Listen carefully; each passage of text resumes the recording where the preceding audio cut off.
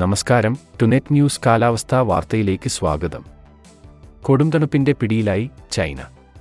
പ്രത്യേകിച്ച് ചൈനയുടെ തലസ്ഥാനമായ ബീജിംഗിൽ കഠിനമായ തണുപ്പാണ് അനുഭവപ്പെടുന്നത്. ബീജിംഗിൽ താപനില 0-ത്തേക്കാൾ വളരെ താഴെയാണ് സ്ഥിതി ചെയ്യുന്നത്. മഞ്ഞുവീഴ്ച ജനജീവിതം താറുമാറാക്കിയിരിക്കുകയാണ്. 1951-ലായിരുന്നു ചരിത്രത്തിലെ ഏറ്റവും വലിയ ശൈത്യം ചൈന കണ്ടത്. അന്ന് ബീജിംഗിൽ മഞ്ഞും കൊടുങ്കാറ്റും മൂലം താപനില മൈനസിലേക്ക് താണു.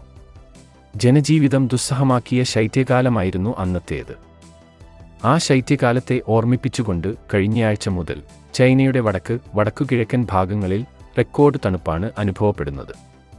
ആർട്ടിക്കിൽ നിന്ന് വരുന്ന ശൈത്യക്കാറ്റ് മൂലം വടക്കുകിഴക്കൻ ഭാഗങ്ങളിലെ ചില പ്രദേശങ്ങളിൽ താപനില -40°C താഴെയായി. ബീജിംഗിലെ 72 വർഷത്തെ ശീതകാല റെക്കോർഡ് ഈ ശൈത്യകാലം തകർത്തിരിക്കുകയാണ്. ബീജിംഗിലെ കാലാവസ്ഥാ നിരീക്ഷണ വിഭാഗം പുറത്തുവിട്ട റിപ്പോർട്ടുകൾ അനുസരിച്ച് ഡിസംബർ 11-24 തീയതികൾക്കിടയിൽ 300 മണിക്കൂറിലധികം സമയം താപനില 0-ന് താഴെയാണ് രേഖപ്പെടുത്തിയിരിക്കുന്നത്. ഈ കാലയളവിൽ തലസ്ഥാനത്ത് തുടർച്ചയായ 9 ദിവസം -10°C താഴെ താപനില രേഖപ്പെടുത്തിയെന്നാണ് ബീജിംഗ് ഡെയിലി റിപ്പോർട്ട് ചെയ്തിരിക്കുന്നത്. ചൈനയിലെ ഷാൻഡോങ് പ്രവിശ്യയിലെ ക്വിങ്ഷൌവിൽ വെള്ളച്ചാട്ടങ്ങൾ തണുത്തുറഞ്ഞു. ചുറ്റിലും മഞ്ഞ് മൂടിക്കഴിഞ്ഞു. ചൈനയിലെ പല സംസ്ഥാനങ്ങളെയും തണുപ്പ് ബാധിച്ചിരിക്കുകയാണ്. പലയിടത്തും സ്കൂളുകൾ അടച്ചിട്ടിരിക്കുന്നു.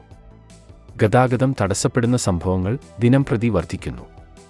പലയിടത്തും വൈദ്യുത താപീകരണ സംവിധാനങ്ങൾ താറുമാറായിരിക്കുകയാണ്.